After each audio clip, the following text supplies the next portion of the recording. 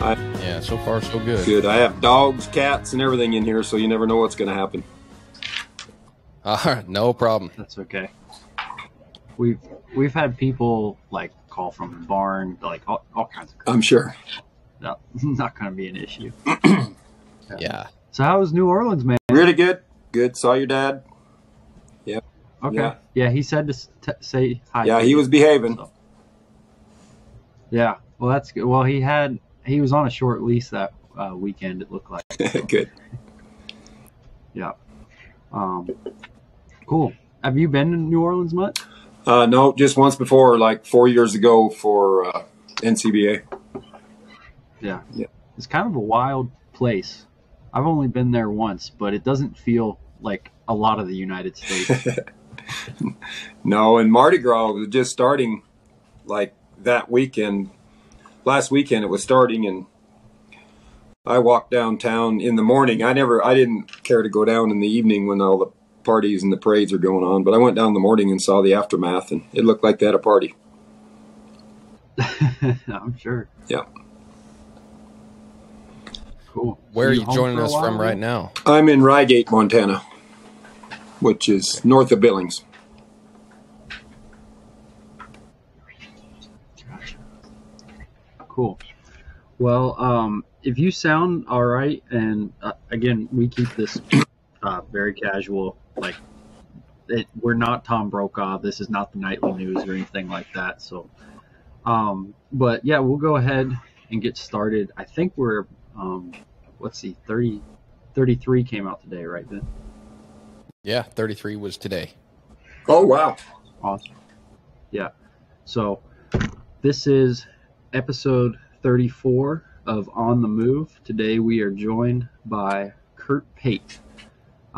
Curt is currently joining us from Montana. He's fresh off of the NCBA event in New Orleans. But Curt, we probably can't describe your resume as well as you can. But I know I've seen you at a couple of different stockmanship demonstrations now, and we've chatted about horses and stockmanship and some different things. And yeah, we appreciate you coming on the podcast, man. Yeah, I've listened to some of your podcasts, and you guys are great. You ask the good questions and have some fun, so we'll be fine.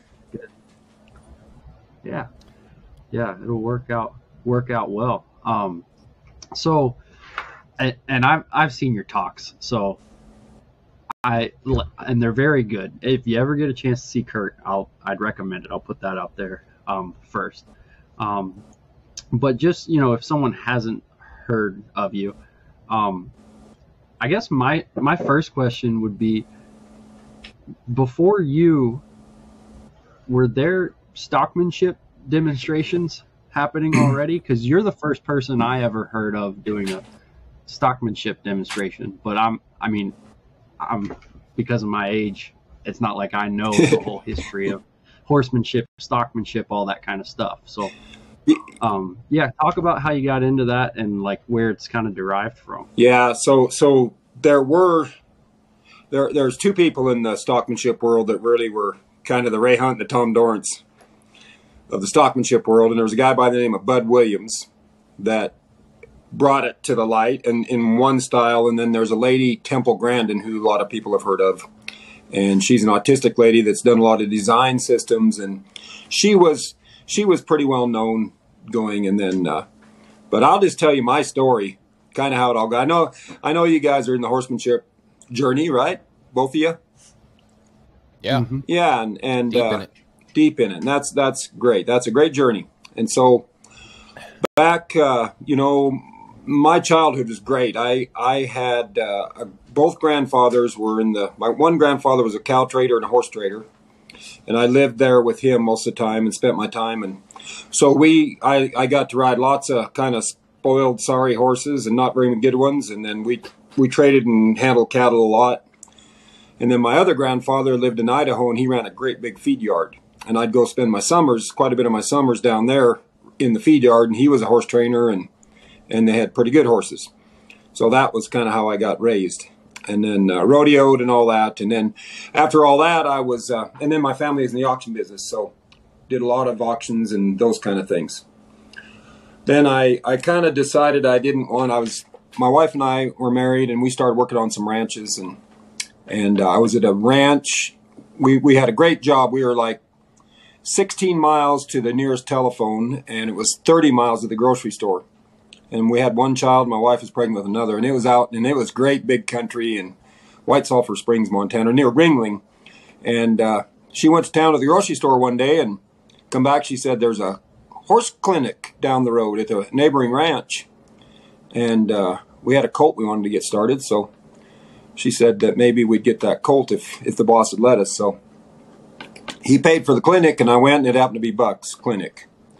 And I had been to one, like a reining horse trainer clinic, and that's the only thing I'd ever been around, so I really didn't know what was going on. So I took this colt and saw things that I really didn't know would happen and could happen, and really got into it. So that's kind of how it started. I took a colt and started him, and then after that I went to another. Then I went to a horsemanship, and then I just went from there. And then I couldn't get enough. And so when I was at the second one, the horsemanship clinic, that's when we were sitting having lunch one day. Buck and Greg Elio invited me to sit with them. I was so broke and didn't have any money, and I was staying in my trailer, and I'd go into the restaurant and eat a little bit, and they invited me and bought my lunch, which was pretty nice. And so then while we were sitting there eating, a lady come and asked me if I knew anybody who'd be interested in chasing wild horses. And that's how that all got started. And so then that winter we got together and we spent a lot of time. And so Buck and I and a bunch of guys became pretty good friends. And then we just, for about 10 years, we did everything together. And it was pretty wild and fun time. And I really, really learned and progressed with my horsemanship, and my roping. And so that was what was really interesting me there. And then so, you guys doing all right? I'm doing all the talking here.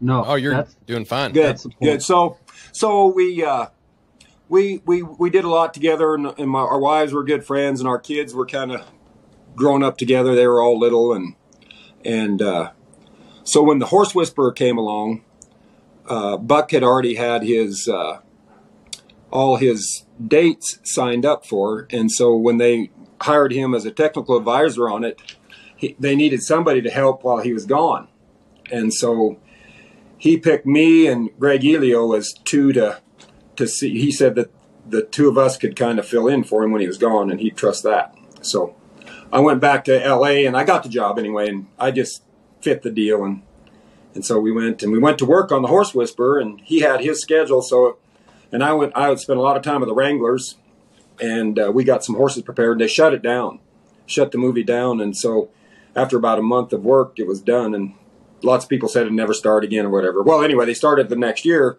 and in the meantime, Buck, he didn't put anything on his schedule, so we both got to work the thing all together that whole year, and we all stayed together, and it was a great time. It was so much fun.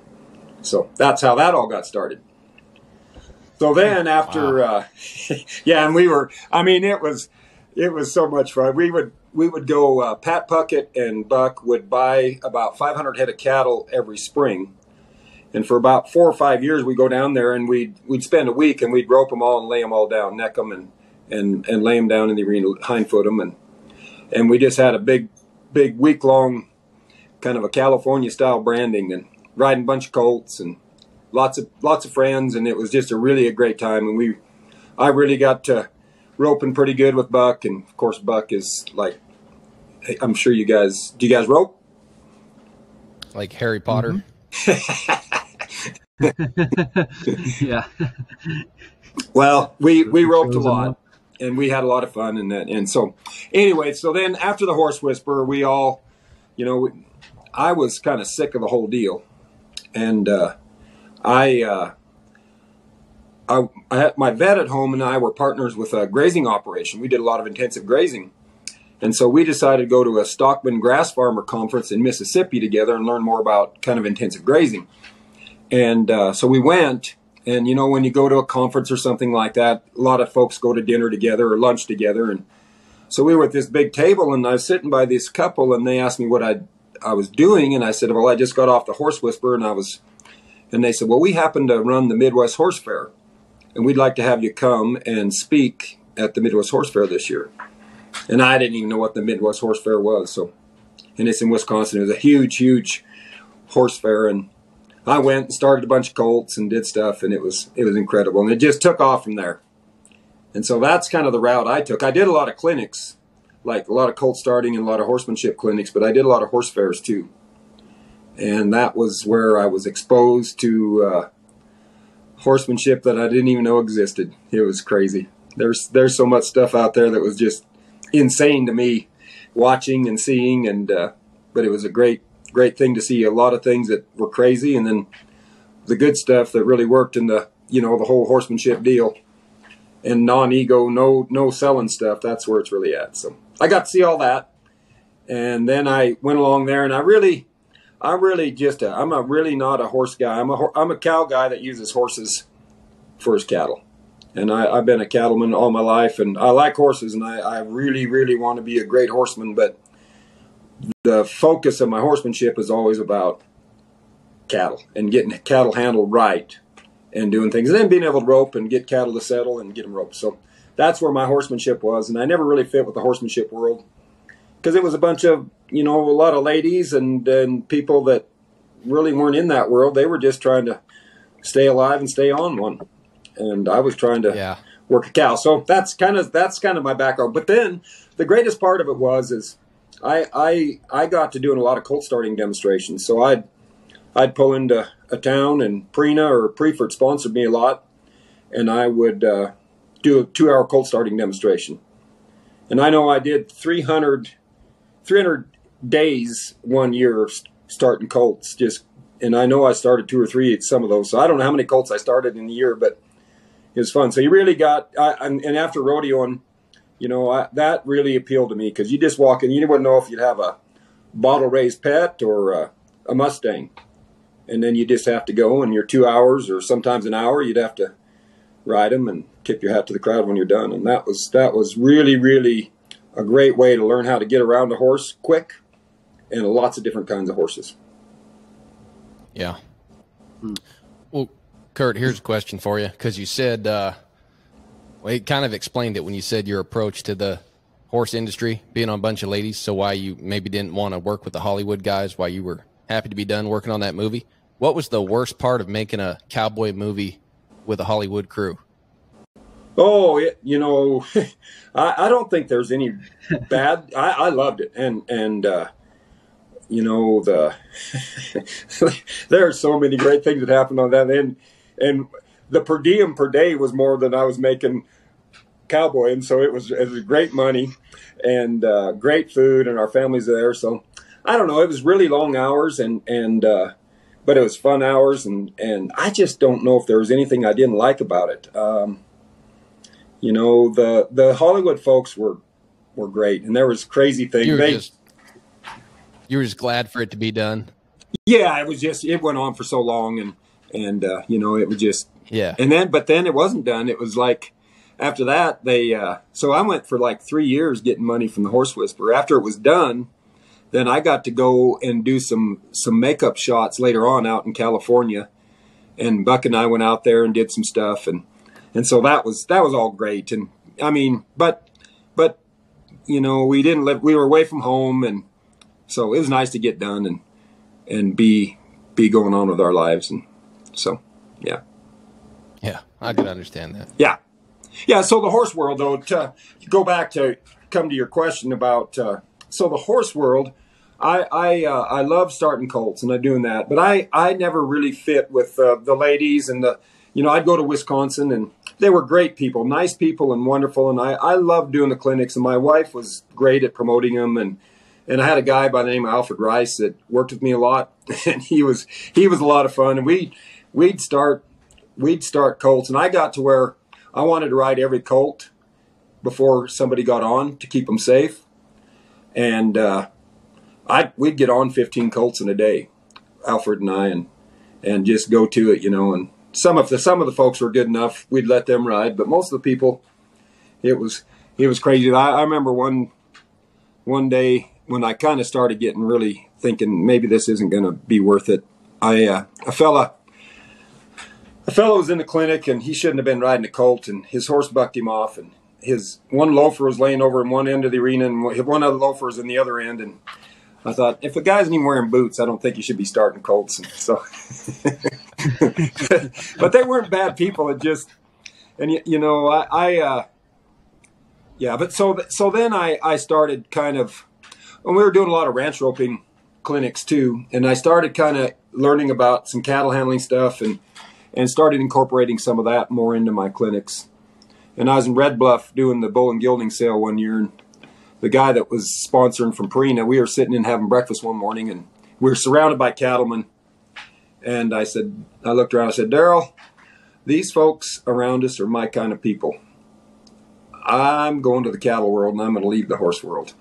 And I didn't really leave the horse world, but I went to the cattle world pretty strong and started doing a lot of the cattle handling stuff. And so that's where that's kind of the short version of the story.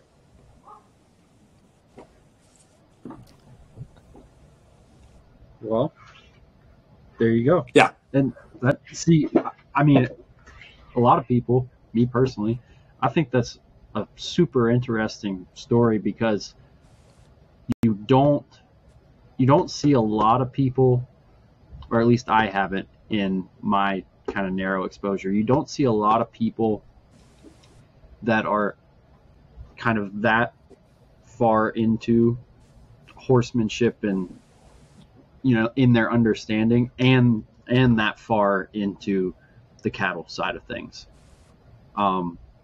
There are people, besides you, but at least from what I've seen, there's a lot of cattlemen that are really good cattlemen, and then they kind of negotiate around a horse. Yeah. And likewise, there are people who are really good horsemen, but the cattle are more of just like a tool to develop the horse, rather than they're not. If you could buy some other animal to develop the horse the same way a cow would, they just buy that animal. Yeah. Right. Mm-hmm. And so they see it as more of a tool. And I'm not knocking that. No. I'm just saying you kind of have a rare combination, that there are a few people who have that understanding of both. Yeah, and that's really that's really a good observation. And most ranchers and farmers, they have a job in town to support their cow habit. They're small farms. You have to have a job, and your wife has to have a job just to be able to keep. I mean, just unless you have a huge ranch that you inherited or bought a long time ago, it's going to be pretty hard to pay for one. So you have to. So what I did when my wife and I bought a place, and we spent a lot of money, and and I don't like debt, and we were in debt. The reason I don't like debt is because I was afraid I was going to lose it. So at that time, it was a irrigated place in the Helena Valley, and I was grazing about 500 head of heifers, and then I was riding probably 10 or 12 colts a day, and that was my job in town, is riding colts. And so I would ride lots of horses, and I'd use those cattle.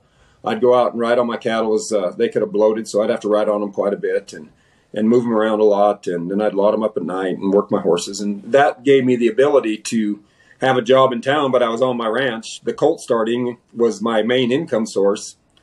So we had a lot going on, but that was a great way. And I would encourage anybody, young person that really, really wants to go. And, Buck really helped me a lot. When I first started riding colts, most young folks fail because they don't get their horses rode. There's always something that, if you're riding colts for the public or horses for the public, something always takes you away. And then at the end of the month, you try to cram it all in, and you don't get your horses right, and pretty soon your reputation is ruined. And Buck really warned me of that, and I had a struggle for a long time because I was trying to do too much. But then I got to where I really learned how to, when you're riding colts for the public and you're trying to make a payment, you have to have cash flow with that turnover. If you make a mistake and you take a 30-day colt and you have to go 45 days because you didn't ride him, or you got mad or made some mistakes and set the horse back, then you learn, boy, you can't do those things. So it was a great learning experience for my job in town. And then I got to liking dogs, and all those things would add to my income to try to get that ranch paid for. Wow. Yeah, it seems like Curt, preaching to sometimes. the choir. Good. As two guys who ride horses for the public now. Go ahead, Ben. Sorry. Oh, I was just going to say it does seem like if you don't grow up riding horses, especially when you get into this and you get really excited about it, and then you start your own business riding colts for the public, it can be hard to show up and be a professional and like approach your business as a professional. Because like part of you is still in awe that you even get to ride horses for a living. You don't even think that's real. And then the other part of you, like you feel like you're different than everyone else. So maybe you don't have to just have hours like everyone else. And I think a lot of guys don't, when they're starting out and they're small, they don't like make hours for themselves and show up and work for themselves like they work for somebody else and on time. Like you said, not let colts get, lost in the cracks and, really stay on top of it. Like they have a company doing something else, like they pave roads or something. It's really no different. No, it's not. And when you're starting, you can really override the horses because you don't have that much business. And so really do a great job. And then pretty soon you got more business and you know what to do with. And then you can get a little more particular about your horses. But you've got to spend the time. And the thing that I find that really is important as you guys are progressing with your journey of being a good hand, and time is money. And everybody says time doesn't matter. But when you can start managing your time and you can have one horse hobble that you're loping circles around, and you can be flagging colts on the more time you can get 2 or 3 colts working at the same time, and the more confidence and the more those colts are exposed to, the more money you're putting in your pocket. And and then you really get to where you see how much you can progress a horse with lots of them going on, and you can have 5, 6 horses. That's always tried to do that so I could justify to my wife that I needed more saddles. That's always an important I like thing. that rhetoric. So, but it's a great, starting colts, a lot of people cuss starting colts for the public. A lot of people, and usually what that tells me is they failed. And they didn't have the incentive to get out there and get up in the morning and go, or like our friend Buck, get up and ride till 3 a.m. because he didn't get up. He would sleep till noon and then ride late, which you just got to put the hours in. And he really, really, when I started riding for the public, he was a good fan of mine. A good mentor, keeping my butt on it and making sure I was turning out good horses for folks that would create a reputation. And then pretty soon they're banging at your door. Yeah. That's good advice. That's great advice. That, like, anyone listening to this, you need to write that down. I want to write that down because that's great advice right there. And here, I'll give you another idea. So what I think you need to do is, of course, we all hear the stories about somebody takes a horse home and doesn't ride it for 2 weeks or 3 weeks and then gets on and bucks them off. And so what I would do, and I recommend this all folks in this business, is videotape your last few rides on that horse and show everything he will do. Everything. Saddle him, get on off the fence, do everything that you've prepared this horse and have that on video and get a catalog of those. And then if somebody has trouble, you can say, well, let's go back and look and make sure that those folks understand that you have that video and show them all the things that the horse can do. And then if there's a problem, say, well, here's how he was when he left. And here's the instruction I gave you. Now, we have to, the horse was good when he left. We have to fix the problem. And that will really help you. And then what you need to do is you need to keep reviewing that thing and see if you're making improvements with your horses. So after a year, go back and review 6 months ago and see how much better your horses have become after 6 months. And if they aren't getting better, you better start changing your approach or doing things. You either try to do too much or you're not thinking. You're just, and I really think it's important not to get into a factory style of colt starting where you just kick them out and change and it's just cookie cutter. That's something you guys really need, because you need to really analyze your customer that's bringing you that horse. And of course the basics are the same. We start with all the basics. And you guys need to have a baseline of what you want, the foundation of every colt you start or every horse you ride, what you need to have. And that's your base. And then you have that started, and then make sure that that base that you can build and increase your performance in your horses that you want. If that makes any sense.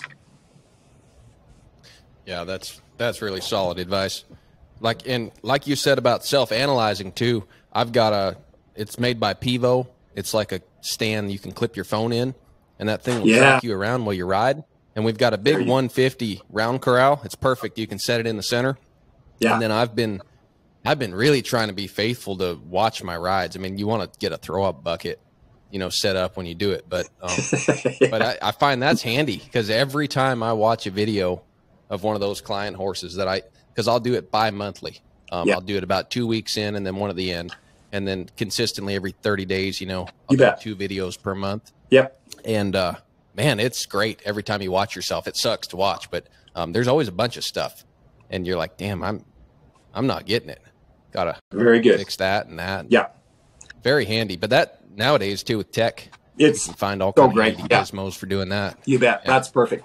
At the NCBA we had some real nice horses there, and they had a big screen up above us.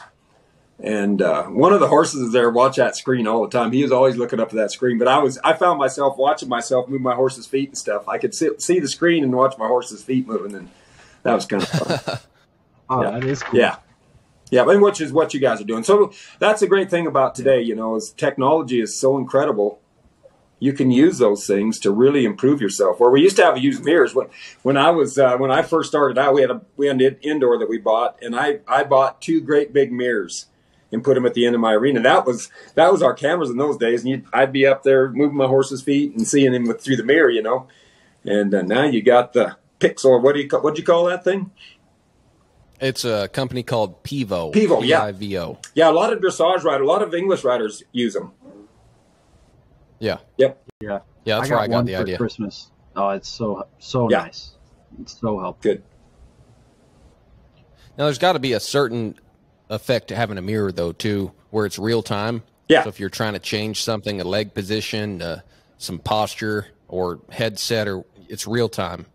We don't have one, but I'd love to have one of those too. Yeah, it's a great. I love mirrors, and that big screen was pretty nice too. So it was like a live mirror. Yeah. Yeah. So, but yeah.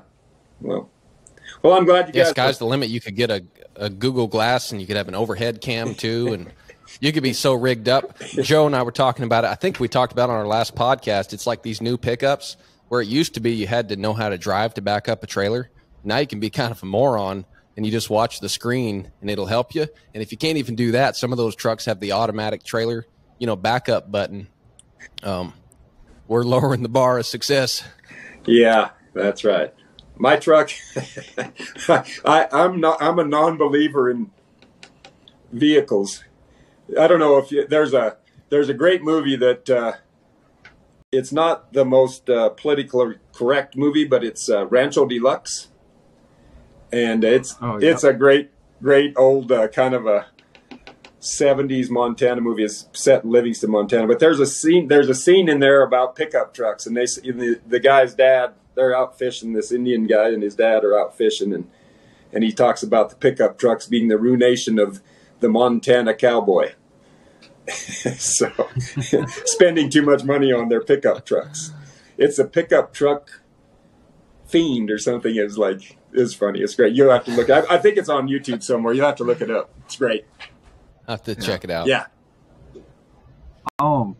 Before we move off of working colts and all that, I want you to tell a story that you already told me about someone we're currently trying to get on the podcast. And if you think I'm above leveraging our relationship to get more people on the podcast, you're wrong, Curt. So, tell me that story about that time you were working with Brad Cameron, and he was like starting a mule. Well, so Brad, we were all just young guys trying to get our clinics going, and he came to Helen, and he had a saddle shop. And he is a wonderful saddle maker. I think Brad's he was at that time.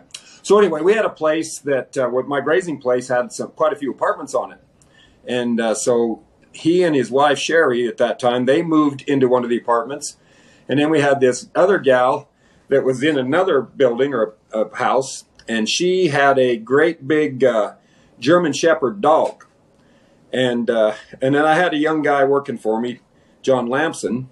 And then my kids, there was a guy that was a horse trainer around there called Paul Yenny.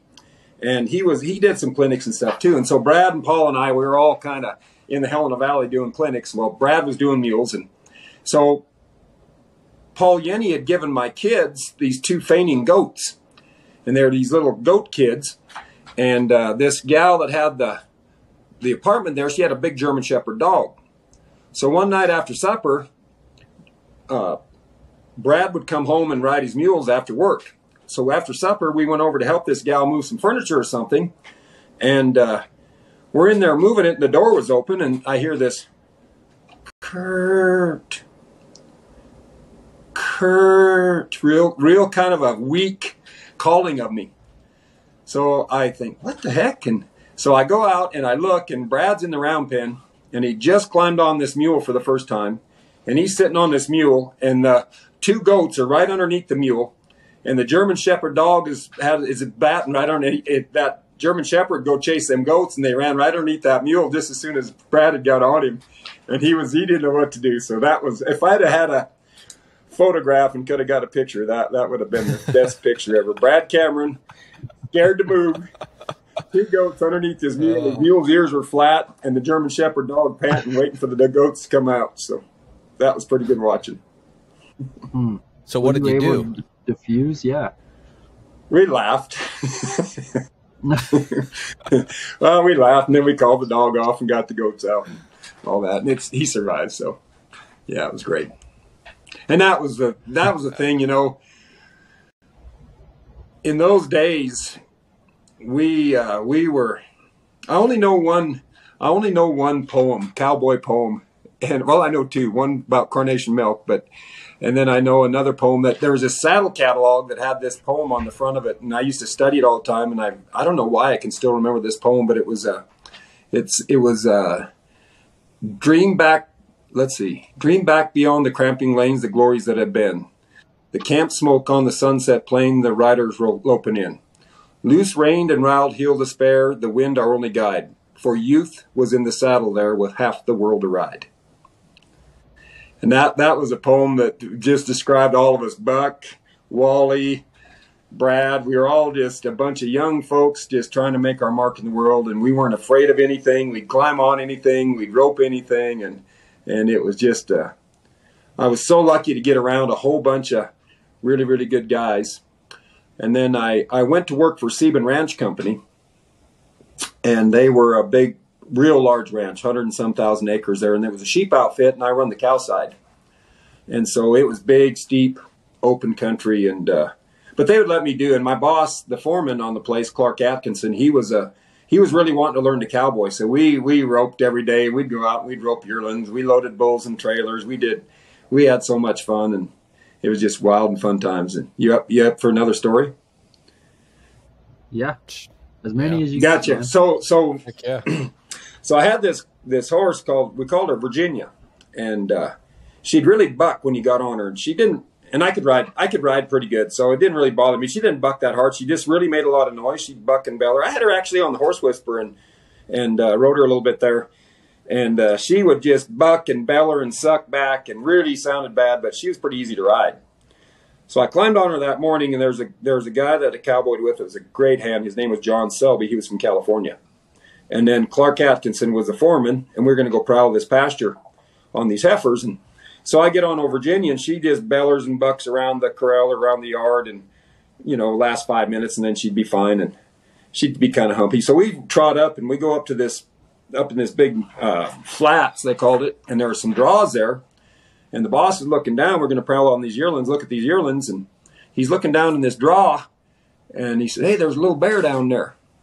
And I looked down, and there's a bear down there digging in a log, trying to get some ants or something. And I just looked at Clark, and And I said, well, let's rope him. And I took off over the hill with Virginia and getting my rope down. And I hear John, he was really a good guy and really a great roper. He starts giggling. He has this funny giggle. And I'm busting down the hill after this bear. And Clark says, you really want to rope a bear? And so we take off and we bust down there. And John's laughing behind me. And so I build to this bear. And he busts out of this draw and goes up the other side. And we get him out on a flat. And I can't get my horse to get up close enough to him. She just won't get right there. And I'm a swinging. I'm left-handed.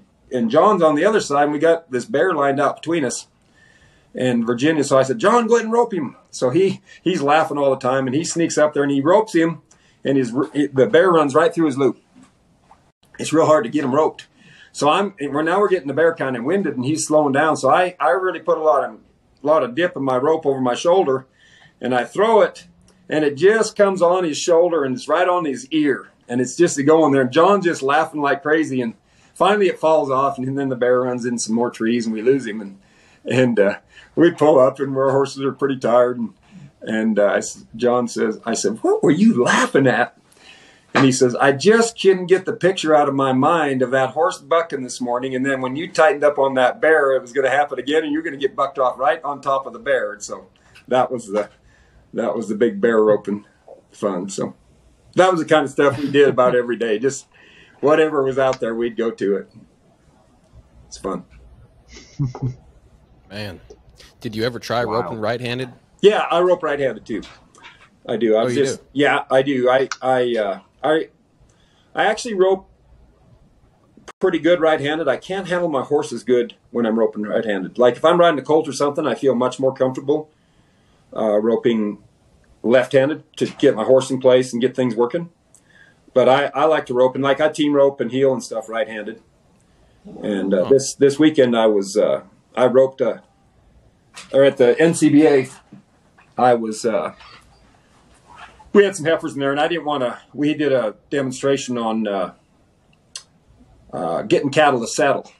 And so they were real gentle cattle. So I said, well, I'm going to rope some. And we're in just a pretty good sized pen, but not too big. And so I wanted to rope them with feel and get them where I could break them to lead without them getting bothered. And so I roped the first one left-handed, and I got I was riding a real nice horse that a fellow brought. And I got that heifer to leading without ever really getting bothered. And first thing you do is same way that I'd halter break a colt. Just get their hindquarters drifting away and get them, as soon as they get straight, you just give them some slack.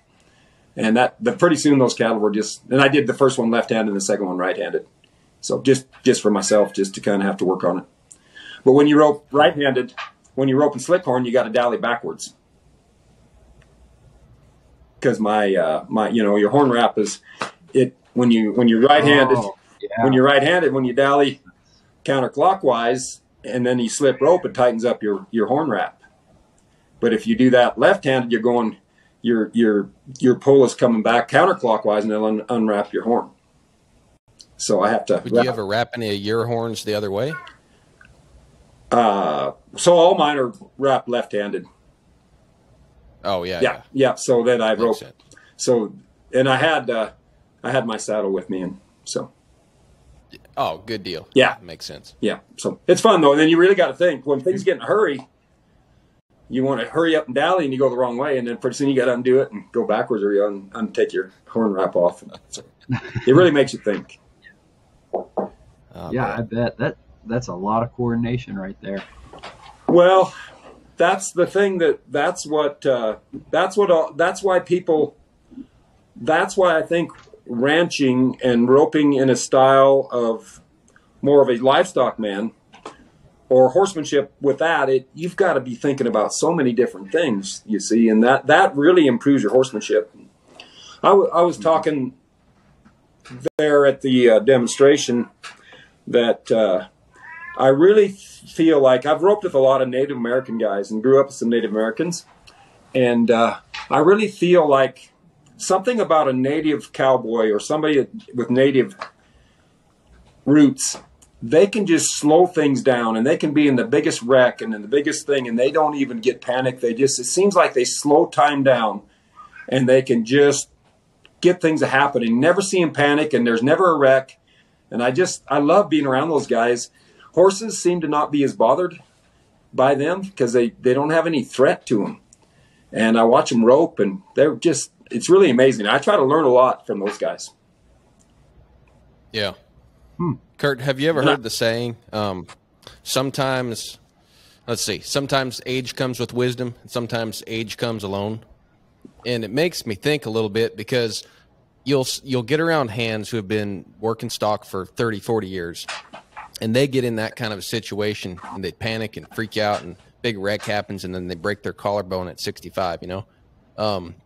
Because a lot of times people tell you it's reps. You just need more reps, and you'll get comfortable, and then time will slow down for you a little bit. But it doesn't seem like necessarily reps are going to do it for you if you're not paying attention to the stockmanship, and you're actually like working hard to learn it. Like the reps, it's weird, but people seem to hang around the horse or cattle industry their whole life, not really learn much at all. And then some people hang around it 10 years and get really handy real quick, studying what they need to learn intentionally. Yeah, that's an amazing thing to me. And I, of course, we've all heard of Tom Dorrance. I mean, most of your listeners are probably, if they're listening to this, they probably heard Tom Dorrance. Just at least they've heard of him. I think we're getting farther and farther away. But you know, Tom and Bill, those guys were always trying to learn. Even when they were old and supposed to be the best in the world, they were always looking at things and trying to figure out a new thing. And Leslie Dorrance was Bill's daughter-in-law. She was married to Steve Dorrance. And she started coming to, which is fascinating to me, that somebody from the Dorrance family would start coming to some clinics on cattle handling. She was real interested. And that's their mentality, is they're always trying to get better. So I asked her one day, I was actually doing a sheep handling clinic, and she came to it just to hear some more about stockmanship. And I said, okay, when you go out to gather cattle, when you did with Bill and Tom, who did you like to ride with? She said, oh, I like to ride with Tom. And I said, why is that? She said, well, Bill was great, but he was more about making fancy horses and roping. Tom was about getting animals to do things a certain way. And he said, I'd go with Tom, and we'd get a bunch of cattle, and we might be going exactly the opposite direction of the corral. And I'd say, Tom, the corral's back that way. I'd say, Tom, the corral's back that way. She says, yeah, but let's get them working first and get some nice movement. Then we'll take them to the corral. So he was always doing things, and she was always trying to learn, you see. And that's those people have this burning desire to learn. And, you know, you guys both know that when you start out with the horsemanship, like when I went to the first clinic with Brannaman, it was like I didn't even know that existed. So the change was like big. And then the next time you can start seeing more. But as you progress on and you think you're I made a lot of people mad. Like some people didn't even want to ride with me because I started telling people what they were doing wrong and that they should be doing it this way and they should be riding the McCarty instead of split reins. And pretty soon nobody'd ride with me because I was they just didn't want it, you know, and that's fine. I learned that you got to be careful about those things. But I noticed some people, you know, the farther you go, the improvement gets less. But when you get to that certain spot where those little improvements start, you know, moving a quarter of an inch or half an inch, or and the learning becomes, that's when you start to really, really become what you're trying to be. And some people, I don't think their mindset doesn't even work that way. They're just so into just getting the job done, and they don't care about their horse's inner feelings or their braciness of their horse or whatever. It's just this. And some of the natives I ride with, they don't care what their horse looks like. They still get their job done. But people, I think you two are probably right on that journey where, oh, you just can't wait to make that little bitty move to make you better. And that's the incredible part of this whole thing. And that's why some people, I think, change quickly and always are improving, and some people are probably the same as they were 30 years ago. Yeah. I heard a quote that's kind of in that same vein that said, the man that loves walking will go farther than the man that loves the destination. So yeah, walking being, you know, that half-inch improvement you're talking about. Yeah. You know, when you kind of, or like on this podcast, early on, we had a podcast where we talked about Kobe Bryant a lot. And his thing was always like falling in love with the process. So like, it's not like I have to be here. It's, I just have to get better tomorrow. Yeah. And then where you end up is just kind of a byproduct. But you know what? It's hard to have that mindset because people are very goal oriented. Like, are the cows in the pen? Yes or no, right? They don't see it as this bigger thing, or like, you know, will my horse do this? Will my horse do that? Like you said, I don't care how he looks. I don't care. Like, a lot of people aren't wired like that. And I'd be surprised if anyone's wired like that from the very get-go, you know? Yeah, that's a good point. And the whole thing that I think makes a difference with a lot of, like, the difference in the style of horsemanship we might be searching for and the style of stockmanship I like to talk about is most, especially the stockmanship, most people, and even a lot of cowboys that follow this kind of horsemanship, it's more of a force or a kind of a defense type handling. And even with the horse, sometimes I see that where they'll put a lot of pressure on to get what they want. They'll take the pressure off, but I think some of the hands that are really, really going to where it's really, really where I want to be is they're not so much worried about taking the pressure off, but what kind of pressure it takes to get the animal to thinking so they can take it off easier. Like those heifers trying to rope them without them getting bothered. That's the kind of horsemanship and stockmanship. I think that's a different kind than going in the pen and just thinking you got to get them sorted and you got to get them done and you got to get them rode and you got to get them turned around. And there's a whole different approach, I think. And I think that's where maybe I think Tom Dorrance was really, really incredible with that. And I think Ray Hunt was incredible at that, but he was probably more goal-oriented and wanted his horses handier, which I never saw Tom on a horse. So I don't know if his horses were handier or whatever, but I sure know that Ray Hunt's was.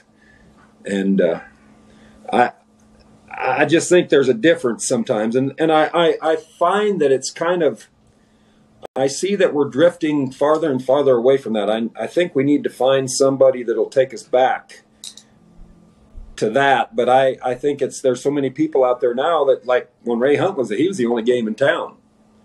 And so everybody followed him, and then we have all these offshoots of that, and everything's quite a bit different than what I saw with Ray Hunt. So I think it's real interesting. So you got to really be careful about who you search and you find. Everybody says, well, if you can learn one thing, I don't know.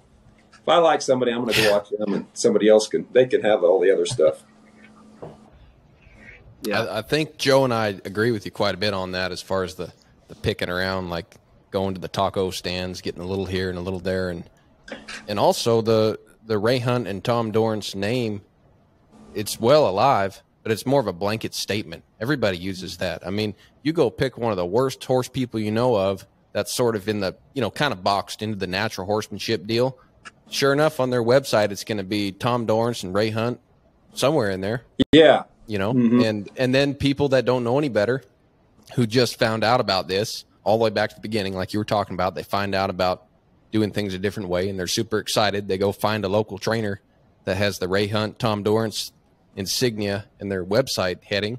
And then, hey, I found a sensei, and then it's a world of hurt for a couple of years till they figure out that guy doesn't know anything. He's just way downstream. Yeah. Just using the name. People like our age in their mid-20s saying they're Ray Hunt and Tom Dorrance horsemanship. Yeah. And it's like, you didn't know either of them. Like, how do you? Yeah. They just about missed the timeline. They weren't even alive. Right. Yeah. But you can watch videos and you can learn. I mean, you can have that influence. Yeah. Right. Yeah. But I've watched almost, I think I've watched every Ray Hunt video. I think I've seen like almost every Tom Dorrance video. I wouldn't put on a website that I'm teaching Tom Dorrance, Ray Hunt horsemanship. Yeah. And I think that's the difference. Is I'm not going to use like their name, and which have kind of turned into like horsemanship buzzwords almost. Mm-hmm.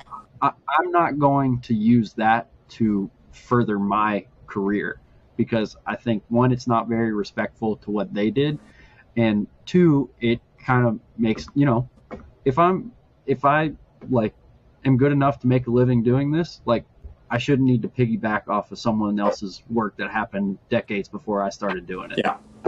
But you can talk about the stories you've heard to help people to understand. Right. And I mean, I don't think I have like an interaction with the client without either quoting Ray or Tom. Good. You know, yeah. You know, like everything they've said is like so prevalent. But kind of like Ben was saying, I wouldn't put them on a website or a clinic flyer or something like that. Yeah. Well, yeah, it's like Gracie Jiu-Jitsu. You know, you see that in every city. And how many of those people?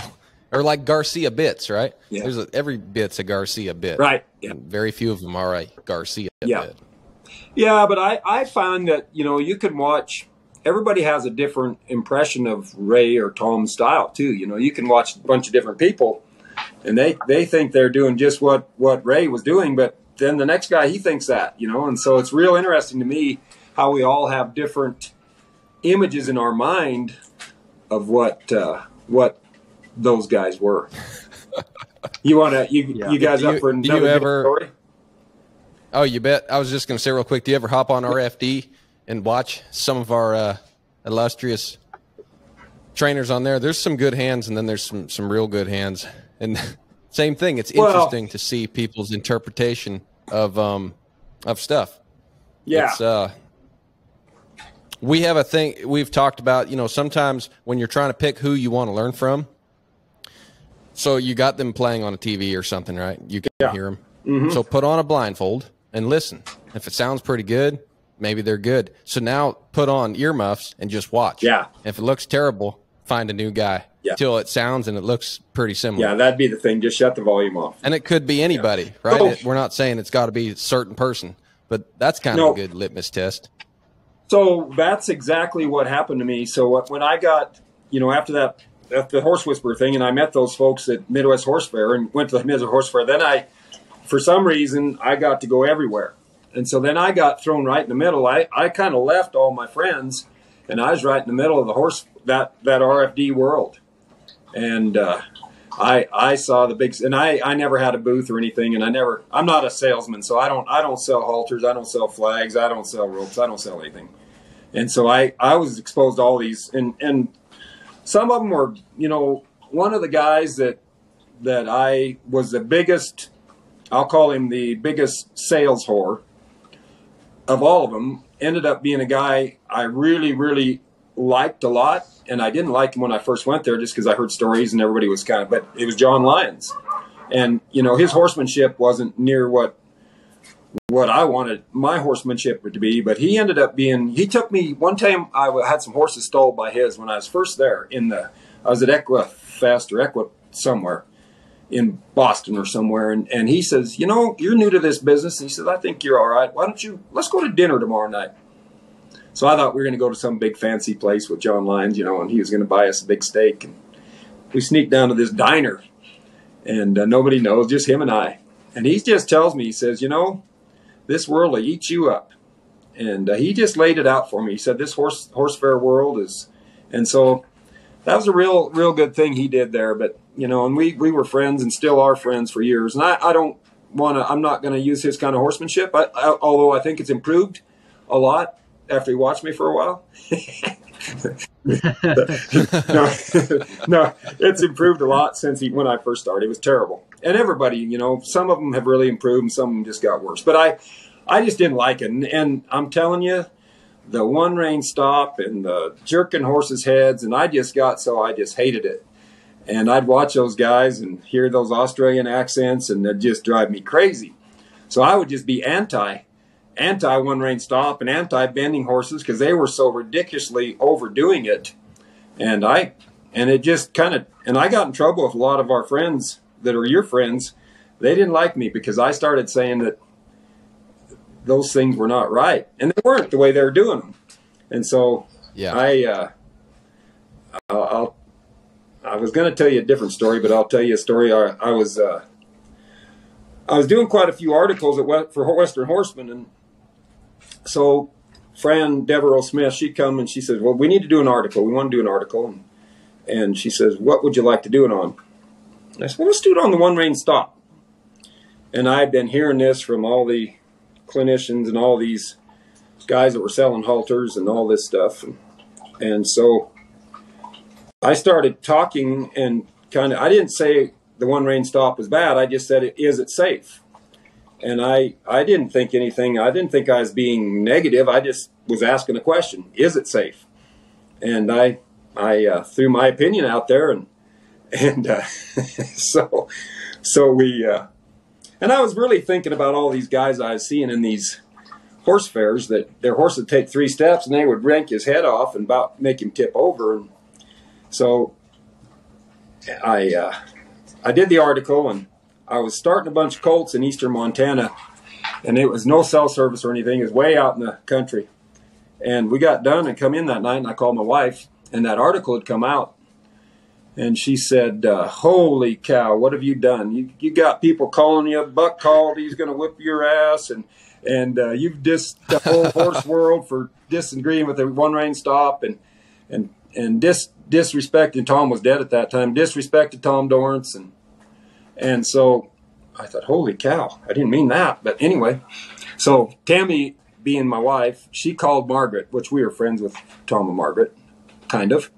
And she called Margaret, and she said, oh, geez, Curt never meant to cause any disrespect or anything. He said, he just, and Margaret says, oh, Tammy, don't worry. Tom Dorrance, I've never seen Tom Dorrance one-rein stop a horse in my life. And she said, what? She says, Tom is, when you're one-rein stopping a horse, you're so far behind the horse that you're missing the point. And that's the kind of thing that Tom Dorrance or Margaret Dorrance or whatever would say. They would take a negative situation to make you feel like the top of the world. And so everybody's still mad at me, but except Margaret, she made me feel pretty good. So, and I do believe that Tom didn't bend horses too much and disengage, because he was so far ahead of them. And that's what I'm trying to, as long as you'll just keep doing those things, you're going to be there. I quit wearing spurs about 30 years ago. And I got you both of your eyebrows raised.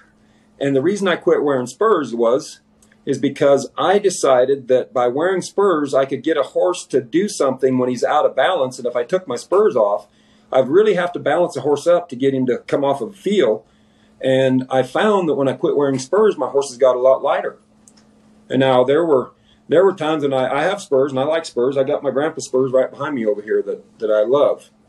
But we had a barn when my kids were little, and if we were riding, if I got a horse from the public that was really, really pushy or really, really bad, I'd go put my spurs on. The kids would leave, because I used to ride bareback horses, and I can spur one, and I would spur one to get them where they weren't running through my leg or whatever. And as soon as they come around, I'd take it off. And so that's the kind of things. And I love it when I see people wearing spurs. My daughter, she's a spur wearer, and she loves it. And I see all these, but just because I don't wear spurs doesn't mean I think somebody else is wrong for it. I'm just trying to take myself to a different spot. And a lot of people get upset when somebody else is doing something different. And what I've found is I've got to get better at portraying what I'm thinking, that it's not the whole world that I'm against. I'm just throwing an idea out there. And that's really a dangerous thing, I think, when we get to thinking that we're so stuck and so in this way that we can't improve, then where are we going to take this horsemanship? It's going to be stuck right where we are.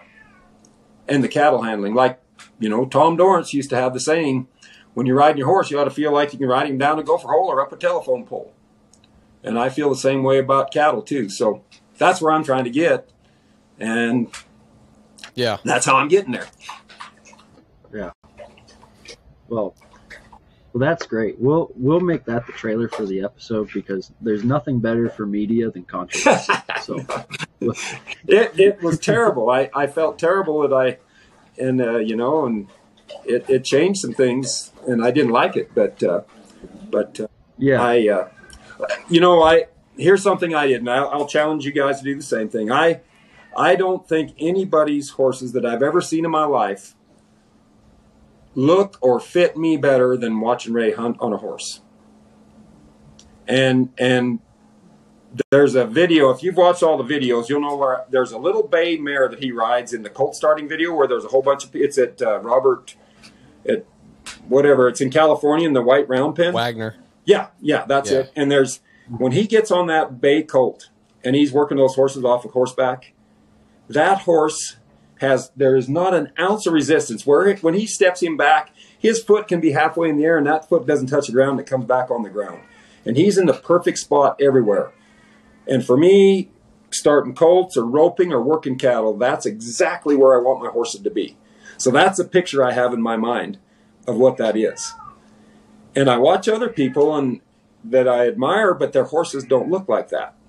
And I hear a lot of thumping and a lot of hesitation trying to get horses coming back that I didn't see with Ray Hunt. So I thought, okay, there's got to be something different. My cat wants. Can you hear the cat meowing? Cat wants out. Yep. That's all right. He'll be all right. Should I let him out, or is it bothering us?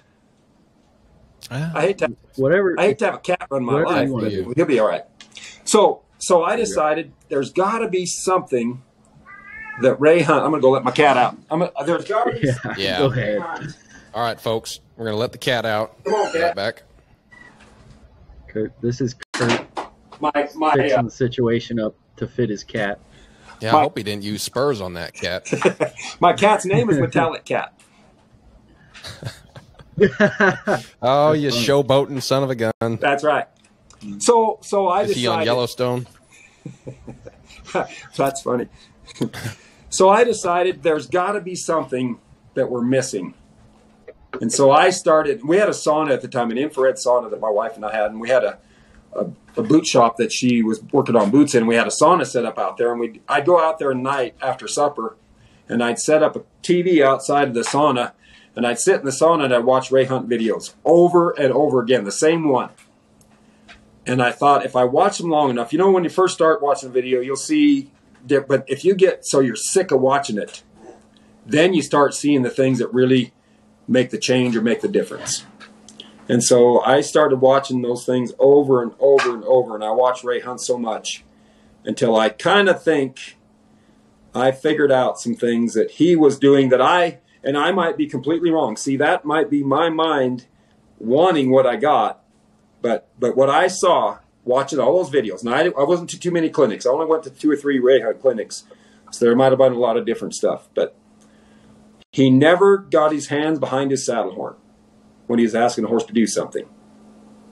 He always got his hands set up right in front of so he was precise with his fingers, and he was so precise with his take and his give. Never saw him up here or, out of position with his hands. He was so smooth at keeping his hands right. And then when he reached for a horse and brought him somewhere, his body didn't get out of position, which caused he was sitting straight up. This is a different note, but I was reading a book. I used to go to the home ranch and do clinics, and they had a whole library of equestrian books. And I picked up this book on the perfect seat by some dressage rider, and I read that thing for about a week. And then, so I got this perfect seat of a high-level dressage rider in my mind.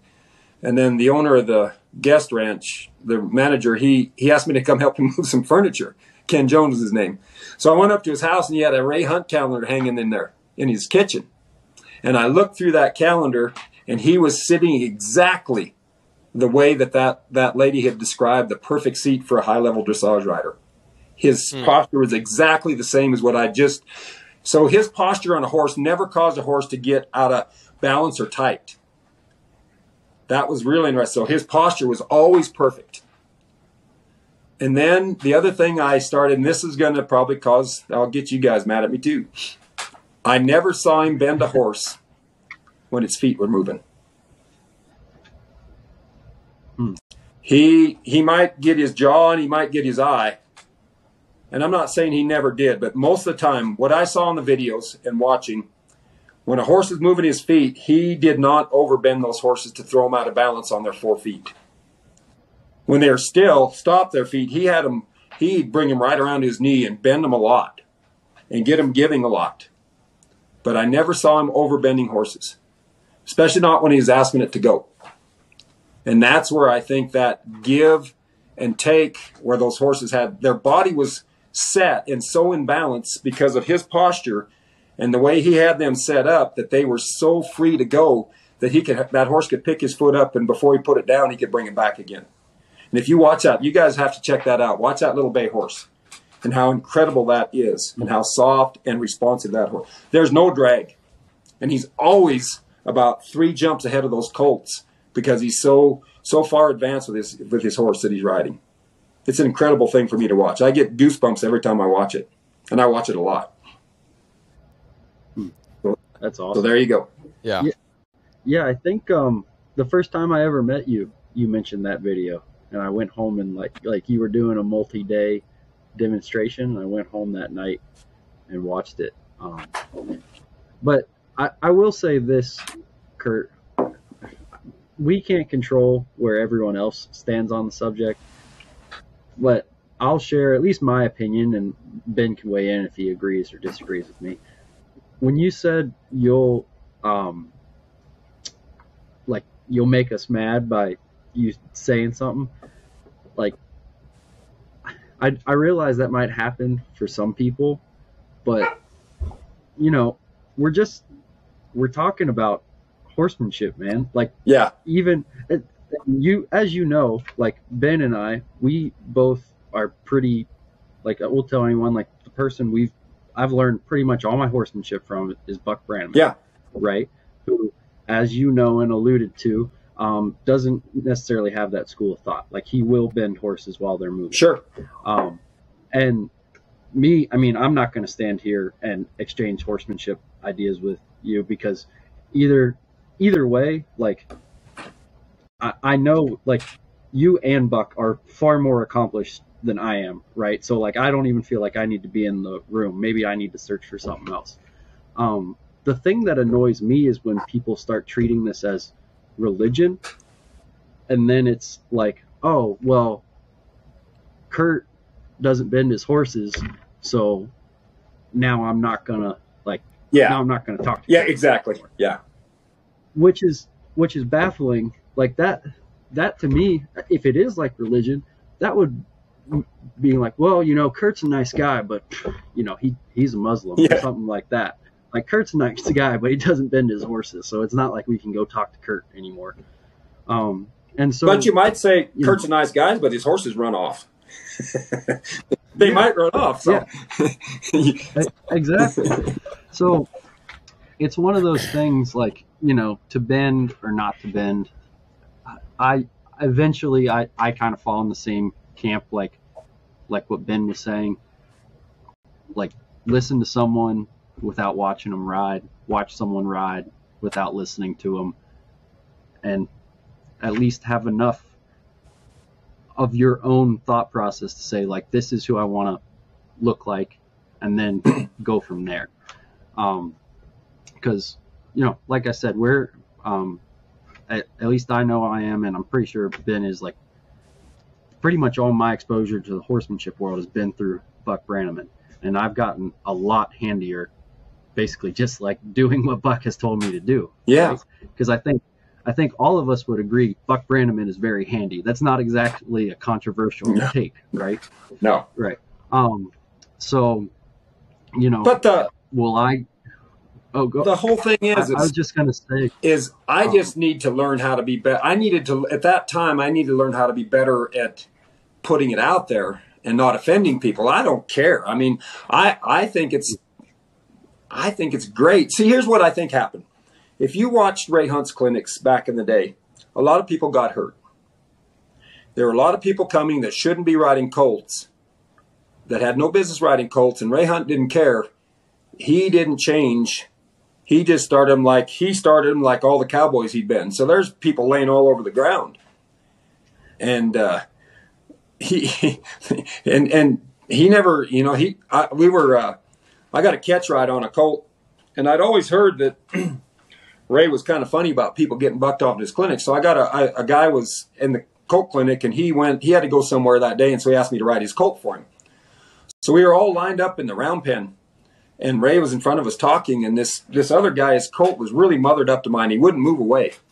And he finally got frustrated and mad. He just double barrel kicked him with both feet, and his colt just sucks back. And I was sitting right beside him. His ass comes out of the saddle. He just over his horse's head and lands on his back, looking up at Ray backwards. And Ray didn't even stop talking. Just looked the other direction and didn't even stop. And the guy got up, shook his head, and shrugged his shoulders and got back on. And Ray didn't even acknowledge that it had happened. He just kept going. But when Buck started doing clinics, he wanted to keep people safe. And he changed things to get people safe. And that's where I think the change came from. And I'm not saying that he rides that way all the time, but in a clinic situation, he's going to keep people safe. Or maybe Ray just turn and look the other way. And that's something I really admire, keeping people safe. Because, people get in and they're over their head, and you guys are all right, but half the other part of the clinic, they're scared to death. And so that's where I think a lot of it comes from, is keeping people safe. Interesting. Well, we'll probably have Buck back on here at some point, so maybe we can have a dialogue about that. Yeah, and he and I have been through some stuff, and there's nobody, and I haven't seen him on a horse. I haven't been with him on a horse for 25 years. And but we used to, when we'd have those ropings, Buck and I, we could get some cattle caught. And I bet. Yeah, we were good, and he understood. I could really feel. He knew how to set me up, and I knew how to set him up. Where he'd lay an animal out there for me to rope it, and as soon as it got straight, I'd throw my rope, and he was the same way, and everybody else would keep swinging, and we were a pretty handy team together, and we rode a lot of horses together, and so I only have respect for the guy. And if I had to go down the river with somebody, it'd be that crazy bugger.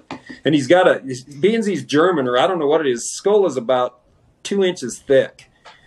He's so hard-headed that you can't change him. So why would you try? Oh man, Ben? You're being smart. Like, all of our friends will still talk to you after this podcast. Like, what are your thoughts on all this? Well, man, I'll happily interrupt in this. Now I'd lead that by saying, I'm not going to speak for anybody else but myself, my limited experience. And I was given some good advice one time, and that was, if you know something to be true, then stick by it. And then if you don't, keep your mouth shut and learn. And even that thing you know to be true, if something better comes along, and you'll know that, then maybe pay attention. Like Curt, I appreciate your perspective as far as having some nuance, because for sure the baby seems to get thrown out with the bathwater a lot on these topics. Like you talked about bending the horse, and you had been watching some Australian accents, just jerking a horse into the ground, right? Yeah. Totally wrong. Exactly. And then you have the Ray Hunt tapes like you were talking about. So I totally understand that, and I'm not deeply educated to voice anyone else's opinion on that. But I know what I work on every day, and like Joe said, most of what we've learned in horsemanship has come from Buck. Me too. Me watching a lot of other people, and someone else too. And so Joe and I both, we have a guy here in Georgia, and you may never have heard of him, but Bill Barnes, and he's been instrumental in helping both Joe and I. And even Bill, like Bill's one of the most loyal to Buck people I've ever met. Just diehard, just loves him. But even Bill, he's got, like, there's this thing he does when he's starting colts where he really encouraged me, and might have told Joe this too. Try to halter break your colt in the round corral with a breakaway on your horse rope. There you go. Like little stuff like that. Mm-hmm. And when you were talking about the spurs, that reminded me of something Buck said before in clinics a few times, where he said, you have plan A and then B and then C and whatnot. But as plan A starts to work, your responsibility is to come up with a new plan A. Yeah. And every time plan A comes through, then you better have a new plan A. So, you know, I look at that, like, I can't speak for why Buck does what he does and why you do what you do, but I think if you have an open mind, you look at that and you say, well, you know, wherever these guys end up, they're both hunting better. They're both trying to get somewhere better. And maybe you align yourself with one or the other, but for sure the death of conversation is the death of learning. I mean, we see that in our political culture, right? The moment you start to camp yourself and do the groupthink deal, you're done for. And I think also, again, even folks you might look at and you think, well, he's sure in the groupthink world. Maybe they're not. Maybe they just have I don't know, maybe they haven't talked to someone in a while or haven't had a chance to reach out or whatnot. So for sure, all of us, like spectating, I mean, like Joe and I and a lot of young people that are coming into this, you can try to have all these big ideas on how you're going to get people back together or get everyone thinking the same thing or work it out so it's perfect. Probably not going to happen. We're all humans. But at the base level, you know, Joe and I find this out every week. We meet new people we've never met before. And, you know, human beings are amazing. And most people you meet are trying to do better. And we're trying to do better too. And so, you know, even with the bending stuff, yeah, there's all kinds of things. And I know that some of the studying behind that goes all the way back to Bochet and some of the classical movements. And even Bochet might have been a little heavy-handed, for all we know. Or maybe not. That was a long time ago, you know? So when you're reading something that's been interpreted at least through one or two different languages, and all to say, there's a lot of room for interpretation and speculation. But I think all in all, that's a great perspective to not throw the baby out with the bathwater, to look at it from a few angles. And I think we certainly try to do that.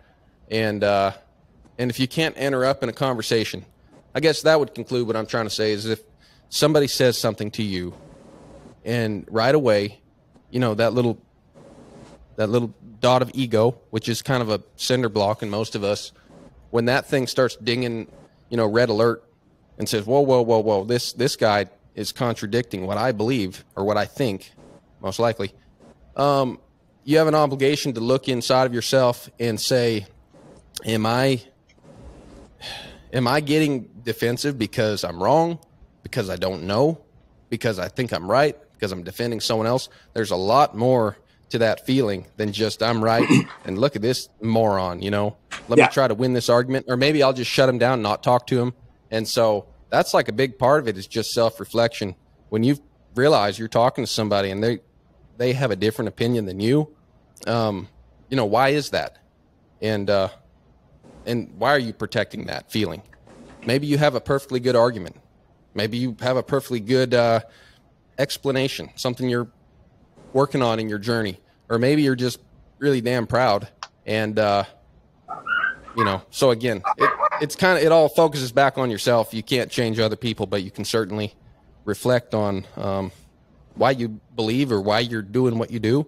And maybe there is a better way, and maybe you have to buckle up and just be kind to other people and keep doing what you're doing. But either way, just kind of a human thing. You're definitely going to run into opposition, but you don't have to demonize the people who don't do it just like you. Well said. Yeah. Here's the thing that I think that the point was missed. And the thing I missed I was talking about people with no feel. And I don't care what you're doing, bending a horse, not bending a horse, backing a horse up. If you don't use feel, then it doesn't fit what any of us are trying to do. And that's what I was seeing with all these ego-based, sales-based horsemen that I was around, is there was no feel in it. It was all about just doing something. They had to do something big so people clear up in the audience could see, so they get them to come down and buy their magic halter or their magic carrot stick. And that was extreme horsemanship without feel, and that's what created all those great big moves so the audience could see them. And they'd see what happened in the horse fair world that I was in was you have all these different clinicians with all these semis full of junk that they wanted to sell these people to make them a horseman like they were. And they had to make more of a spectacle in the arena than the guy next to him, so those people would walk by them and come by their junk. And that's what created this extreme horsemanship that I don't think had anything to do with feel, timing, or balance. It was all about just dust. And when people come in and see that have never seen something before, it looks incredible. You know, you get a horse, that was a whole Monty Roberts thing, you know, getting a horse to hook on and come to you. Well, any kid can do that if you put enough pressure on a horse and take it off after a while. So when you first see it, though, it's like, oh, that's amazing, right? So that's the whole thing, is if as long as we have feel, I don't care what you're doing. You can be, I heard stories about Buster McLaury told me that he rode in a wagon with Ray Hunt one time, a team of horses. And he said the horses were real bracy when they took off. And he said he saw Ray put his hands on his elbows on his knees. And then he used his fingers, and he said by the time they got back, those horses were just as soft as you could get. So he used feel driving a horse and softened those horses up and made a nice team. So that's what we should really be concentrating on, is getting that feel, timing, and balance stuff going, not the style. Whatever the style you have, it's okay. It's what fits you. Yeah. Yeah, like, because I've seen, I've seen Buck bend a horse. And so like if you were an alien visiting Earth and you're going off geometry, you'd think, okay, there's the Buck guy and he's bending his horse 90 degrees. And then you'd see a certain guy we know of with an Australian accent, a little shorter. Exactly. And it looks gross when he even holds a horse on a lead rope. And you would see him bend a horse and you'd think, oh, hey, there's 90 degrees. They're doing the same thing. But we look at that, and I've seen Buck do that, and that horse looks totally balanced and soft. And, and he's very particular about the headset and all that and the feel and even the way he reaches for a horse. And then you see that other guy, oh, God, like Joe probably has this happen too, but a lot of the people we help with their horses, riding for the public these days, you don't get as many colts. I don't know about you, Joe, but I don't get as many colts as I get people that have tried to start their colt because they had the DVDs and stuff from these guys, and they've jacked their horses up doing that shit. Yeah. Pardon my French, but it's like, it takes you 2 months to get their head straight again.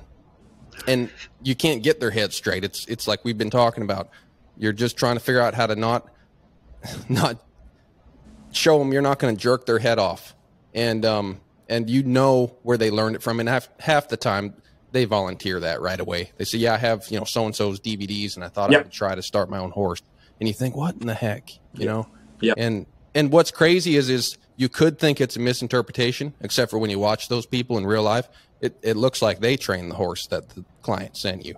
Yeah. They didn't misinterpret anything. No. It was like a laid out 10-step plan, and they got it done. It just didn't accomplish anything. Yeah. Oh, they accomplished a lot of things. Yeah, that's nuts. Yeah. Yeah. My least favorite is these guys that attack the hindquarters of a horse with their eyes. When they all, that's the big thing that really sells a lot of, I just almost can't stand that. It just makes me want to grab them by the ear and tell them to stop, because those kind of things are the things that people really do because they're easy to do. You have to have no skill to just, attack a horse's hindquarters with your vision. And anyway, that's just a pet peeve of mine. So, but we have a name for that. We call that the crouching tiger maneuver. That's it. Okay, perfect. Yeah, yeah. I hate it. It just makes me feel terrible. So yeah, there's folks out there practicing that right now. They're perfecting that. Exactly. That very primitive hunter move. Yeah, and they think that's what they're supposed to do. So that's our job, is to try to show them something better. And they're only doing, the folks that buy those DVDs, they're just doing what they think's right. So that's what that's what I'm trying to do, is just throw some ideas out there. Oh gosh, it's the funniest thing in the world when you go to work a horse on the end of a halter and someone's like in the habit of doing that. And then you just walk around and the horse is, yielding really nicely. And it's like, yeah, you don't need to do that junk. Yeah. You're just like out for a Sunday stroll. Yeah. And they're like, I always thought I had to get them. See, but that's exactly right. But unless you showed them, and they would have never known it existed. So you've got to do it first and then point it out. It's even better when they notice it themselves. Yeah. Yeah. Yeah. Well, and that's the thing about having, like, if someone comes, and gets help from Ben, or I don't know about Ben's setup exactly, but I have found that it's way better to just start working with the horse, and if you actually get something done that's positive, most people will take note and be like, well, you didn't do all X, Y, and Z to get that to happen, and there's not a dust cloud in the arena, and blah blah blah blah blah. And then that kind of triggers them searching from the very get-go, instead of when they say, I bought so and so's DVDs, you start, well, then let me tell you what you're probably doing wrong, because blah blah blah blah, which would be tempting to do. Sure. Right? Because it's almost like you could predict it. Yeah. Once you've done it enough. Yeah. You could be like, or I mean, the thing I see being in Virginia is it's almost like there's a lot of horses that are trained for a specific show discipline, Mm-hmm. and then they're washed out, and then they get sent to some horse lady or something, and then she's having trouble with her horse, and they can almost tell you the discipline, and you're like, okay, well, if someone would take my bet, I would bet money that this horse has problems with this and this and this, and I've been right 80% of the time, probably. Yeah. Sometimes they're jacked up for all kinds of different reasons, but yeah, but you can't just tell people that. You have to show them an alternative, and then they'll have a reason to search for something. You bet. That's right. Yep. Yeah, it's fun. It's a wonderful thing if we just make it fun. And some people drive Chevy and some people drive Dodges. Yeah. No big deal. And then those who are superior drive a Ford. No, yeah, don't get it. Actually, yeah. So I'm a Chevy guy and Ben's a Ford guy. So actually, don't get us started on that, because that's nothing like horsemanship. Ben's just wrong. All right. Are you guys fans of Corb Lund? Yeah, I like the song, right? The pickup, Chevy got the stuck pickup and truck Ford got song. stuck. Yeah, I just wondered if you heard it. There's a new song that he has. It's not new. It's been out for a couple of years, but it's called "Old Men." I don't think I've heard that yet. You guys got to listen. You guys got to listen to it. It's great. He wants. He thinks young men are pretty good at building fence and doing some things, but he wants old men riding his colts and making his whiskey. That makes sense. Yeah, that's a great song. Yeah, yeah. That's funny. Well, so Joe, did you have anything else along this subject line right in this second? Okay. Yes. All right. And I'm gonna preface this question by saying we have full editing capabilities. So if you don't want to answer this question when we're recording, just say so, and we'll go back to we'll just go to the next topic. The other thing you mentioned when you saw last time, which I thought was really interesting, and Ben and I have our own opinions on this, was kind of these colt starting competitions, right? Yeah.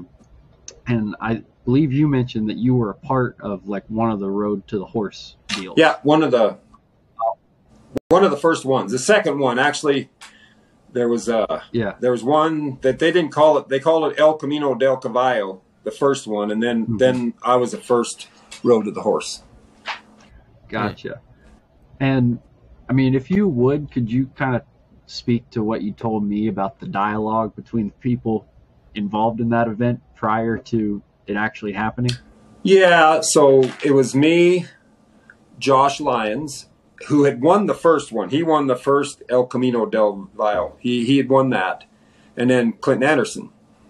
And so it was a big deal. It was right at Fort Worth, and we were all hanging around. They had dinners and all this stuff, and Josh and I and Clinton, we were kind of got alone one time, and I said, you know what, boys, let's, and Tom had died not too long before that, so I was really trying to think a lot about Tom and try to do right for him, and I said, let's just do a good job, and let's don't make it a contest. Let's just do the right thing for these horses with our own style, and don't worry about the contest and winning. And Josh said, yeah, that's right. Let's do that. And Clinton says, you mates can do whatever you want, but I'm going to win this, whatever. And you guys had better buck up because I'm going to beat you. And he did whatever it took to do it. And he won it. And yeah, it was interesting. Yeah. Yeah, and you know, it's just it was a great experience for me, and I really thought, because I was the guy that started so many colts, and Clinton, I'd never seen him start a colt before, and I'd just seen Josh do this one, and I started 10 colts a week in these demonstrations, or 5 at least, and so I thought I was going to really, and I did a good job with my colt, I thought, and I thought he had enough, and I just backed off and left him alone. I didn't really push him too much, and Clinton, man, he'd had his, and the funny thing is after it was done, they had there were some guys that I know, still friends with them, Thomas Saunders and his crew. They took those horses and then they had to get them ready for a sale. And mine and Josh's, my horse, they said, was just really fun. They had a lot of fun with him, and he went on real nice. And Josh's was pretty good. And Clinton's, they couldn't put in the sale. He bucked every day, and he was just mad and fighting the whole time. And Martin Black was there. He was going to do it the next year, and and that'd be a great one. Have you guys had Martin on your program? No, we haven't. That'd be a fun. No, we haven't. Yeah, if you want, he's another arrogant guy like me, so he'll have some controversial things to say too. But Martin was sitting around and watching me a lot, you know, and I was, you know, you have a helper in there at that time, and Martin was over there watching a lot, and I was wondering, what's that guy doing? Why is he watching? And he was in it the next year, so he gave me quite a bad time for losing. I saw him at the cutting deal the day afterwards, and he said, "Man, I don't know if you're really helping us losing to an Aussie like you did," and kind of took it away, and he was kind of giving me a bad time. And so then the next year he was in it, and he was up against Stacy Westfall, and I can't remember who else, and she won. She beat him. So I had to, of course, I got the word out that, well, I got beat by an Aussie, but you got beat by a girl. So I don't know what that means. But anyway, but it's just all, you know, I think they're getting better now. I think they've kind of made us, it was so, somebody watched, and they watch, and I don't care. I mean, he's right. If you enter a contest, it's a contest that you want to win. I mean, he was there to win it, and that was his deal. Well, but somebody watched, and every time, like when I saddled my colt, as soon as I got him saddled and got my cinch on, he started popping his bullwhip, and it caused my colt to buck. And these guys that were in the contest, they watched a bunch of the previous videos, and he did that every time. He would watch when somebody just got their colt saddled, he'd pop a bullwhip or something. So, and that's I'm good with that. He's a winner, and he won it a couple times, and but I don't think his colts won.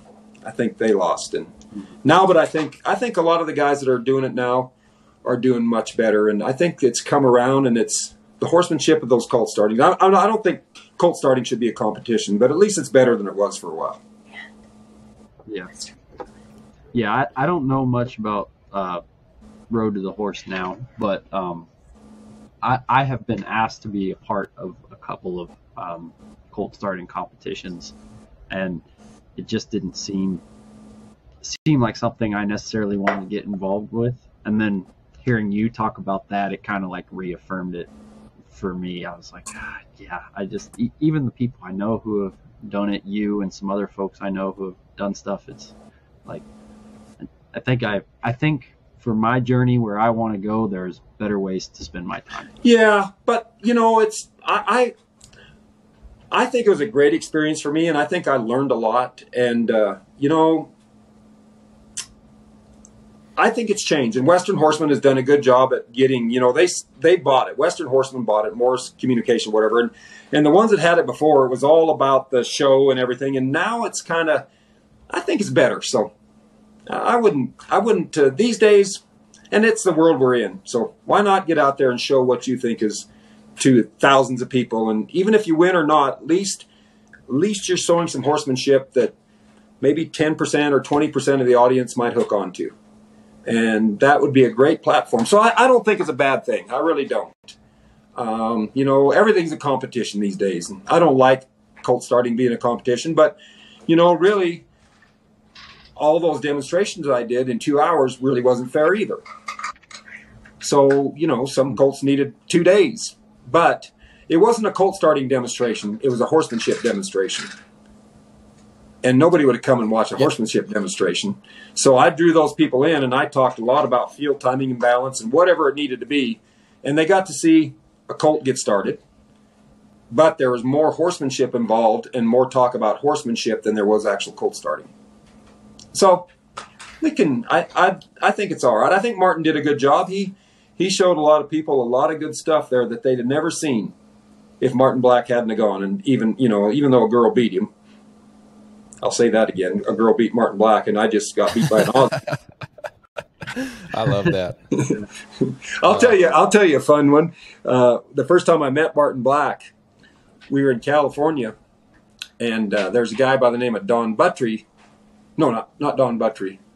Don Buttry is a saddle maker in Sheridan. I can't remember his name right now, but he started lots of young horses in California, like hundreds of them a year. And Martin would go there and help him start a bunch of colts. So we were going through there. I was with a Purina guy, and he said, "You want to meet Martin Black?" I said, "Yeah, let's do it." So we went, and they were real busy. They had lots of colts to ride. So Martin said, "Well, we can't stand here and talk. If you're going to talk, you're going to have to get a horseback." So they had just come back from lunch. So we all get on a colt, and we're out there. And I didn't really like the way the colts looked. They were kind of sour and kind of ill and kind of swishing their tails and pinning their ears. But Martin had got them started, and he was gone for 2 weeks, and he came back. And there was a bunch of Mexican guys, a lot of different people riding them. So we were all just kind of riding these colts, and it was real sandy arena. And so we got in the center, and there's 5 or 6 of us got around, and Martin was talking, holding court, I called it. And he's talking away and talking about something, and pretty soon his colt lays down in the sand, just bellies down. And he just kept talking. And then pretty soon my colt lays down. And I thought, well, if Martin's not going to do anything, I'm not either. So I just sat there and listened to him. Pretty soon all 5 of those colts were laying down on their belly in that sand. And somebody says, "Well, what are we doing here? All our colts are laying." Martin said, "Well, if they're comfortable enough to just lay down and get in the sand and get their bellies cool, with us sitting on them, I think that's a great thing for these colts with 2 weeks on them." And so that was my first ride with Martin Black, just all our colts laid down. That's pretty funny. Pretty wild. Yeah, it was great. Yeah. I got a little story, though, back to the colt starting challenge deal, because you said Gotcha. you might learn something. Have you ever heard of Colt Starting Challenge USA? It's like a organization run by Christie and I forget their names. But they kind of go around the country putting on the colt starting little show for like local trainers in different areas. Yeah, I think I've seen them in action, or maybe a video or something. Yeah, they do like a finals in Las Vegas or something like that. Yeah. Mm-hmm. So I was in Colorado trying to figure out, how to get into the horse industry and learn how to be a better horseman. So I signed up for one of their deals, and then I did another one. And then I was at the Rocky Mountain Horse Expo in Denver. Yep. And I was competing there. And, I just had probably a lot of grit, but that was about it. But after the first night, there was an old judge, and he had been around for a while. And he said, "Hey, let me give you some advice. You need to go home and you need to buy Ray Hunt colt starting DVDs." And I had heard of Ray Hunt before, but I'd never thought of looking for DVDs, I guess. I just simpleton in the middle of nowhere where I didn't even have a DVD player out there. So I went and I bought those that night. And then, of course, when I finally did start watching Ray Hunt start colts, I didn't have to do colt starting competitions anymore. I knew what I wanted to do. Yeah. I had some direction, but I was lost. I was trying to figure out what to do. And at least they gave me an opportunity for a guy who didn't have any clients, didn't have any business having clients. At least I could make up a good story and pack my gear down to this corral and not die starting a colt and whatever. I think they do it in about, around 4 hours roughly over a 3-day period. And, I learned one of the biggest things in my life, and that was go buy Ray Hunt colt starting DVDs. And then that gave me some big direction. Yeah. So it's a positive. So you never know. Yeah. Yeah. Yeah. And if you do a colt starting in a competition with some feel and some timing and some balance, it's going to be a positive thing. It all goes back to that feel. And of course, I still didn't do very good in the competition, but yeah, you did. It changed your life. But it absolutely did. Yeah. And kudos to that guy. So you were the biggest winner, probably. You didn't win the competition, but you probably were the biggest winner there. Yeah, I never thought of it like that. There you go. Awesome. Hey, back to real quick, Joe. Back to Clinton Anderson. Did you ever listen to that podcast, Curt, that he did on the Gauge podcast? No, I didn't, but I heard about it, and yeah, you know, here's. Well, yeah, we don't have to get in the weeds. Well, or anything, but yeah, that explains a hell of a lot. It's a cool show. Yeah, and I didn't want to, but I met Clinton the first time he came to the U.S. I heard this voice on the loudspeaker, lateral flexion, with this Australian accent, and I was like, what the heck? What is lateral flexion? Anyway, it was a one-rein stop or bend and horse. And he and his wife, Beth, I met them there, and he was just got in from Australia, and that was the first place he came. And that guy is a hard worker. He's a very, very hard worker, and he's very motivated, and he'll do whatever it takes to make it. So I admire him for that. But I hate the pressure that he puts on people and horses. And we talked some, and he, you know, we disagreed that we didn't like the way we did things, and we talk and laugh about things a little bit. And but you know, again, I feel sorry for the horses and the people that he has to have to deal with him. But I admire his work skills and his work ethics, and you know, hopefully someday he'll figure it out and see that he's creating a lot of problems in a lot of things, and if he just have a little different feel, he might, with his ethics, and he's got skills. He's got a lot of skills, physical skills, and if he could just put a little feel in there, oh boy, that guy'd be amazing.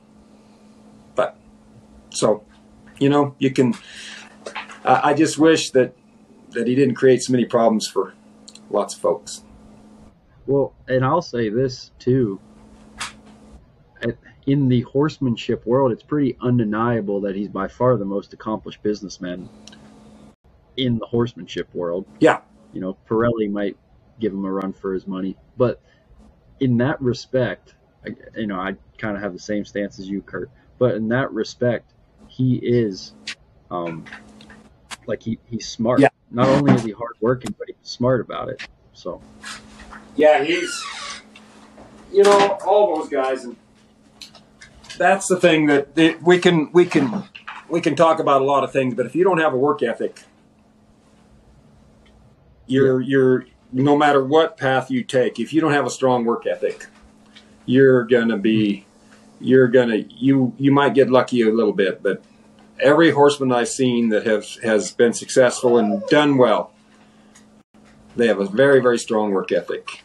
And that's, you know, that hard-headed German we were talking about, his work ethic is very, very strong. He's a working sucker and not afraid to whatever. He'll do it.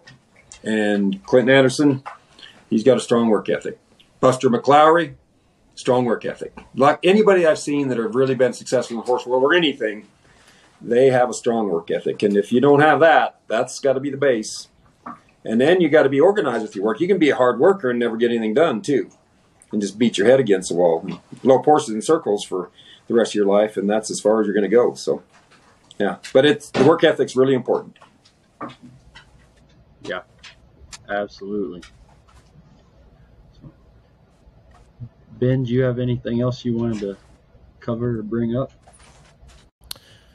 Well, my question a while back, it was way less divisive than all this. Curt, I was going to ask you, because you train cows, and like I've just never thought of training cows. I mean, I know we think of it like we have a cow-calf operation here, and in a sense, yeah, they're trained to do kind of what we do here. It's pretty easy. A guy could run this place almost by himself. Don't tell the folks working here, but you really could do it. You know, you could whistle and the cows come, and things operate smooth. They're smart, and they've figured out how we do things. So I have thought about the idea of training cows, but I don't think in the sense that you work with cows. So my question for you would be, you know, I'm somewhat familiar with the program of working with horses and what you look for, where you start, and where you're trying to go. With cattle, is it real similar? And if not, like, what is the difference, if there is one, between working with cattle and working with horses? No, sometime when you're at a clinic, watch Buck flag a bunch of colts, and you'll see the best stockmanship going. Because everything, you know, we talked about this a lot about Ray Hunt. He said, you can throw a glove out there in that arena, and Ray Hunt can work those colts around, and he can stop everyone on that glove and have them wait and see what to do next. And that's 10, 15 colts with saddles on and a flag. And by his position and by draw and driving and kind of maintaining pressure, he can get all that done. And that's stockmanship. If I can take and you know, if I can get if I can change a horse in 2 hours, or go to a clinic and in 3 days have a horse that's really, really handy, I mean, safe and able to go on and become handy, why can't I get a bunch of cows to go over there and stay in that part of the pasture until I say, come out? Or why can't I get a bunch of cows to go on a trailer willingly wanting to, just like you'd get a bunch of colts to go out of the round pen and come back into the round pen? So I look at it, my mentors for cattle handling is Ray Hunt and Buck Brannaman. Just watching them flag colts around, and it really made it. So then when I started hearing about all these things that Bud Williams and these folks were talking about, putting reindeer in a corral in Alaska and all those things, I said, well, that's no different than getting a bunch of colts hooking on and moving away and turning away from you and coming back to you. It's, you know, go from a walk to a trot and a trot to a walk. If you could get your cow herd doing that, there'd be down a gopher hole, up a telephone pole, nothing else. Well, I guess parting question then would be, what do you think about folks that saddle up and ride a cow? well, and I'm not one of them. That's what they say about mule folks, is they're too broke to ride a good horse, and they're too proud to ride a cow. So I guess I'd rather ride a mule than a cow. Spoken like a gentleman and a scholar. I like it. Yeah, absolutely. Well,